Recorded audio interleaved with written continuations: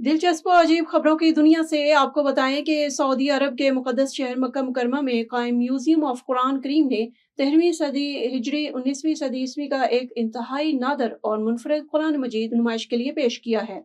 ये नुस्खा अपनी गैर रवायती आर्ट शो की शक्ल और बरसगीर पाक व हिंद से वाबस्ता अपनी कदीम तारीख की वजह से ज़ायरीन और मुहक्किकीन की तवज्जो का खास मरकज बन गया। माहिरीन के मुताबिक ये कुरान मजीद हिंदुस्तान में तैयार किया गया था, जहां उस दौर में खताती आराइश और जिल्द साजी के फन अपने उरूज पर थे। इस मुनफरद डिजाइन में खूबसूरती और अमली सहूलत दोनों का खास ख्याल रखा गया है।